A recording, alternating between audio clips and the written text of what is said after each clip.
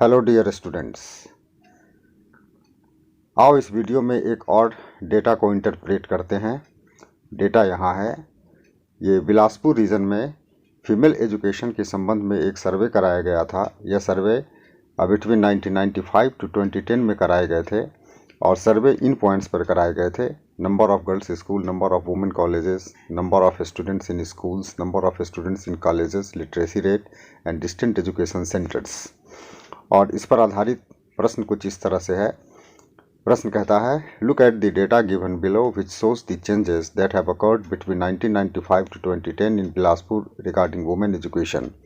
Right a paragraph to record the changes by interpreting this data.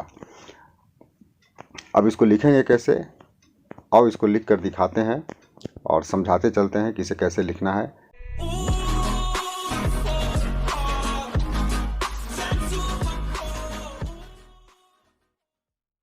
तो सबसे पहले हमें लिखना है एक इंट्रोडक्टरी लाइन कि यह डेटा किस बारे में है।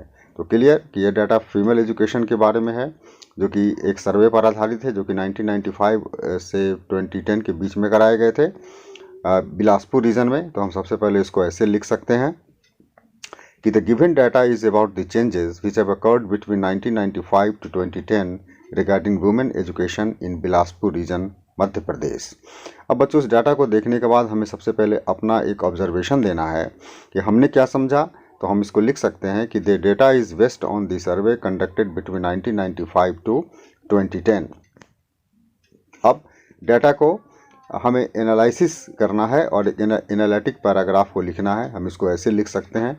हम ये सभी ये पॉइंट्स को देखेंगे कि किन किन पॉइंट पे सर्वे कराए गए थे और उनके क्या फाइंडिंग्स रहे, कहाँ प्लस है, कहाँ माइनस है।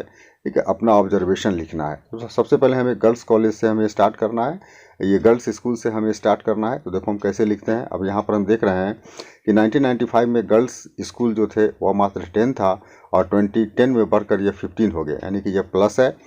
और वुमेन कॉलेज के मामले में यह रीज़न ज़्यादा अच्छा नहीं कर सका, क्योंकि 1995 में 3 थे और 20 में मात्र एक कॉलेज ही बढ़ा, यह 4 ही हो गया, 4 ही रहा। इसी तरह से नंबर ऑफ ये students in schools and number of students in colleges के मामले में थोड़े अच्छे रिकॉर्ड हैं, क्योंकि 1995 में जहां स्टूडेंट्स ये स्कूल में 10,000 थे और 2010 में बढ़कर 16,000 हो गए, और कॉलेज स्टूडेंट्स 1995 में 6,000 थे तो वह 2010 में आकर 10,000 हो गए, यानी कि अच्छी बढ़ोतरी हुई। लिटरेसी रेट भी ओवरऑल सेटिस्फैक्ट्री ही रहा, लेकिन डिस्टेंट एजुकेशन के मामले में कुछ खास अच्छा नहीं हो सका, क्योंकि एक तो 1995 से लेकर 1999 तक कोई डिस्टेंट एजुकेशन सेंटर था ही नहीं। कहीं अंत में जाकर 2010 में 3 डिस्टेंट एजुकेशन सेंटर खोले गए। अब बच्चों, इस तरह से हमें एक एनालिटिकल पैराग्राफ लिखना है। तो देखो अब इसको कैसे लिख सकते हैं। यहाँ तक सबसे पहले इंट्रोडक्टरी लाइन हमने लिख दिया। उसके बाद the data is based on the survey conducted between 1995 to 2010, यह अपना ऑब्जर्वेशन दिया। और अब इसको हम एनालाइज करना शुरू करते हैं। हम ऐसे लिख सकते हैं, as shown by the data the number of girls school in the region rose from 10 in 1995 to 15 in 2010, but in respect of opening women colleges the region remained backward with the addition of just 1, taking the number from 3 in 1995 to 4 in 2010. So far as the number of students in schools and colleges is concerned, Bilaspur region did a commendable job.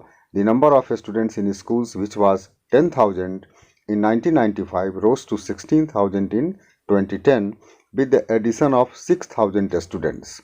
The region recorded the increase of exactly 4,000 students in colleges in the same period, which took the number from 6,000 in 1995 to 10,000 in 2010. The region recorded an overall 25% increase in the literacy rate, which went up from 30% in 1995 to 55% in 2010. The region didn't have any distant education center from 1995 to 1999.